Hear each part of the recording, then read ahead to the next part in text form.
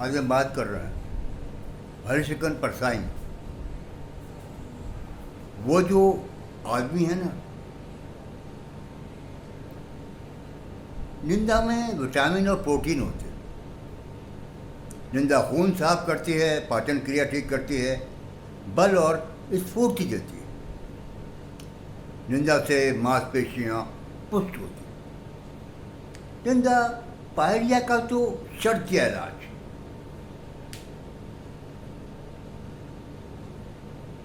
संतों को परनिंदा की मनाही होती है, इसलिए वे स्वनिंदा करके स्वास्थ्य अच्छा रखते हैं।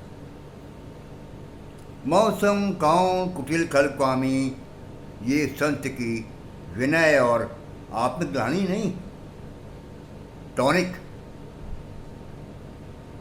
संत बड़ा काइया होता है। हम समझते हैं वो आत्म स्वीकृति कर रहा है, पर वास्तव में वो विटामिन और प्रोटीन खा रहा। स्वास्थ्य विज्ञान की एक मूल स्थापना तो मैंने कर दी। अब डॉक्टरों का कुल काम इतना बचा कि वे शोध करें कि किस तरह की निंदा में कौन से और कितने विटामिन होते, कितना प्रोटीन होता। मेरा अंदाज है कि इससे संबंधी निंदा में प्रोटीन बड़ी मात्रा में होता है और शराब संबंधी निंदा में विटामिन बहुत होते हैं। मेरे सामने जो स्वस्थ सज्जन बैठे हैं वो कह रहे हैं, आपको मालूम है वो आदमी शराब पीता है।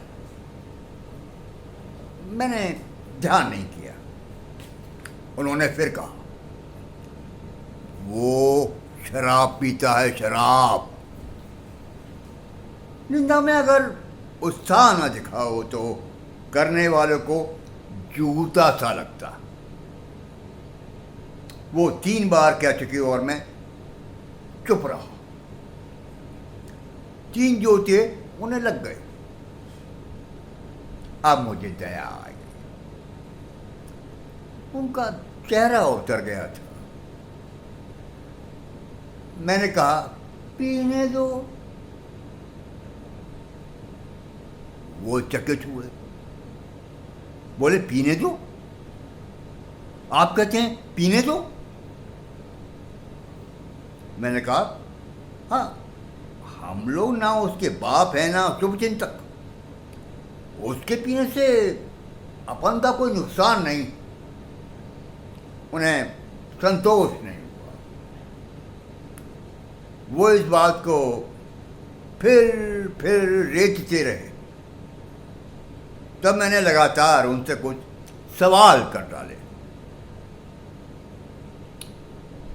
आप चावल ज़्यादा खाते हैं या रोटी? किस करवट सोते हैं आप? जूते में पहले दाहिना पाँव डालते हैं या बायां? स्त्री के साथ रोज संभोग करते हैं या कुछ अंतर देकर? अब वे पर उतर आए, कहने लगे, ये तो प्राइवेट बातें हैं, इनसे क्या मतलब है? मैंने कहा, ये क्या खाता पीता है ये उसकी प्राइवेट बात है, मगर इससे आपको क्या मतलब? किसी दिन आप उसके रसोई घर में घुसकर पता लगा लेंगे कौन सी दाल बनी है और सड़क पर खड़े होकर चिल्लाएंगे, वो बड़ा दुराचारी है, वो उड़द की दाल खाता है। तनाव आ गया। मैं पोलाइट हो गया। छोड़ो यार इस बात को। वेद में सोमरस की स्थिति में 60-62 मंत्र हैं। सोमरस को पिता और ईश्वर कहा गया। कहते हैं, तुमने मुझे अमर बना दी। यहाँ तक कहा है कि अब मैं पृथ्वी को अपनी हथेलियों में लेकर मसल सकता हूँ। शायद ऋषि को ज्यादा चढ़ गई होगी। चेतन को दबाकर राहत पाने या चेतना का विस्तार करने के लिए सब जातियों के ऋषि किसी मादक द्रव्य का उपयोग करते थे। चेतना का विस्तार। हाँ, कई की चेतना का विस्तार देख चुका।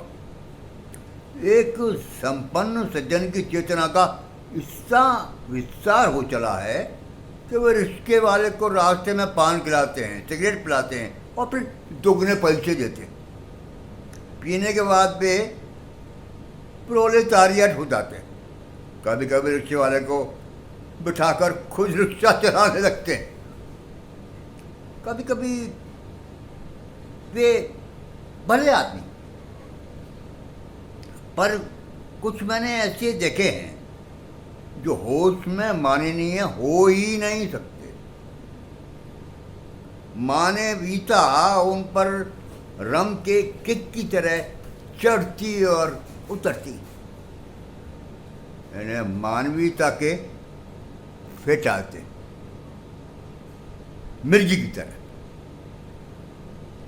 सुना है कि मिर्गी जूता सुहाने से उतर जाती है। इसका उल्टा भी ठीक है। किसी किसी को जूता सुहाने से मानवीयता का फिट भी आ जाता है। ये नुस्खा भी आजमाया हुआ। एक और चेतना का विस्तार मैंने देखा।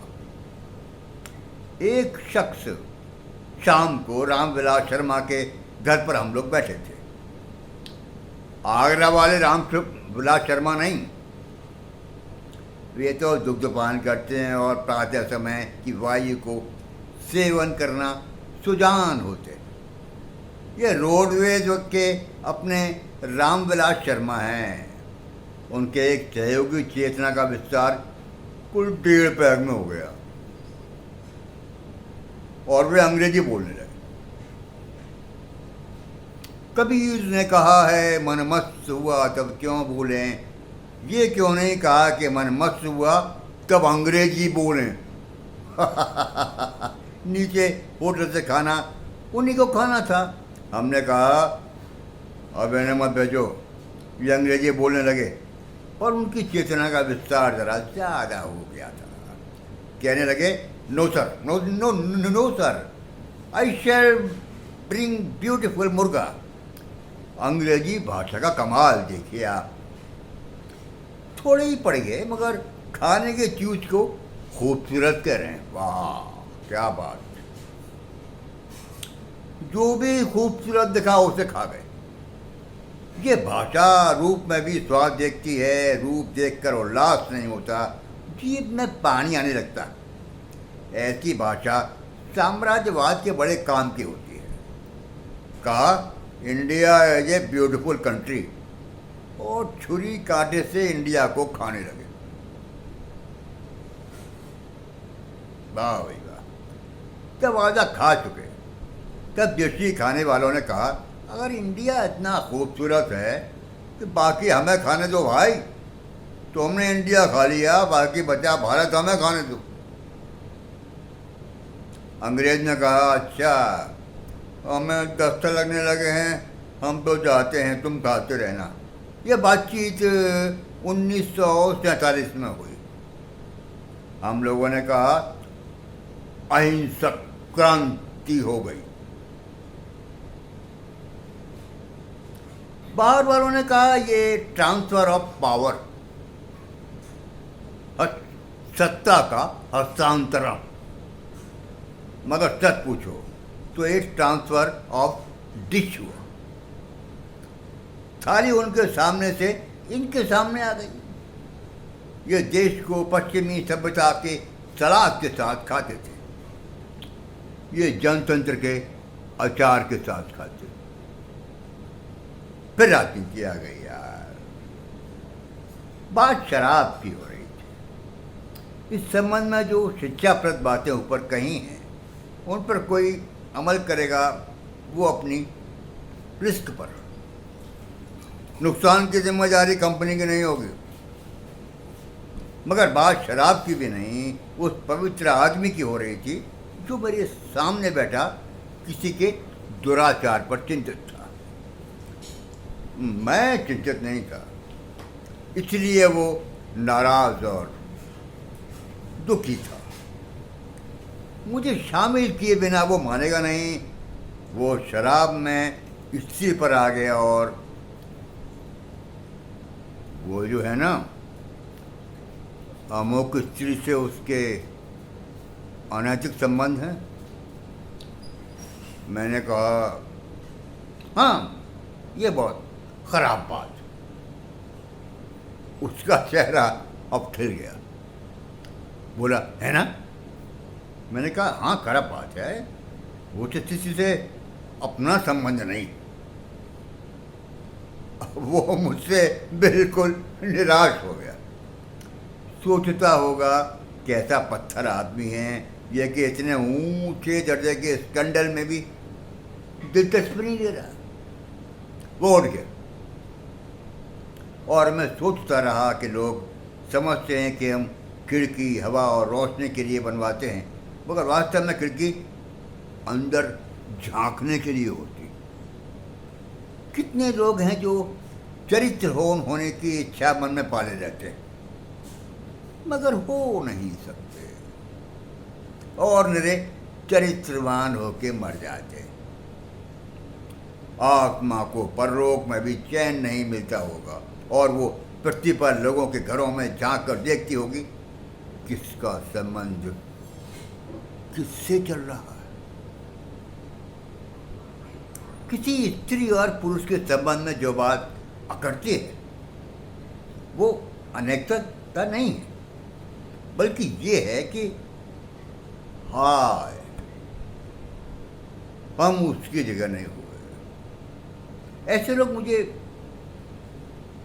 चुंगी के दरोगा मालूम होते हैं।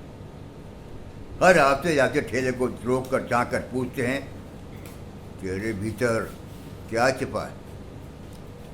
एक स्त्री के पिता के पास हितकारी लोग जाकर सलाह देते हैं, उस आदमी के घर में मत आना दिया कीजिए, वो चरित्रहीन है।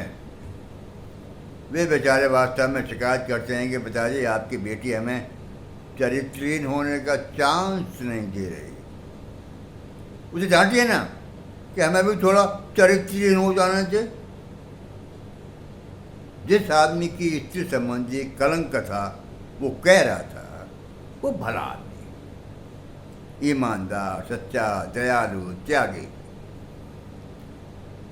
वो धोखा नहीं करता, कालाबाजारी नहीं करता, किसी को ठगता नहीं, घूस नहीं खाता, किसी का बुरा नहीं करता। एक स्त्री से उसकी अब मित्रता है, इससे वो आदमी बुरा और अनैतिक हो गया। बड़ा सरल हिसाब है अपने यहाँ आदमी के बारे में निर्णय लेने का। कभी सवाल उठा होगा समाज के नीतिवानों के बीच नैतिक अनैतिक, अच्छे बुरे आदमी का निर्णय कैसे किया जाए। वे परेशान होंगे। बहुत सी बातें बुरे आदमी के बारे में विचार करना पड़ता है, तब निर्णय होता है। तब उन्होंने कहा ज़्यादा झंझट में मत पड़ो, मामला सरल कर लो, सारी नैतिकता को समेट कर टांगों के बीच में रख लो। हरिशंकर परसाई वो जो आदमी है ना,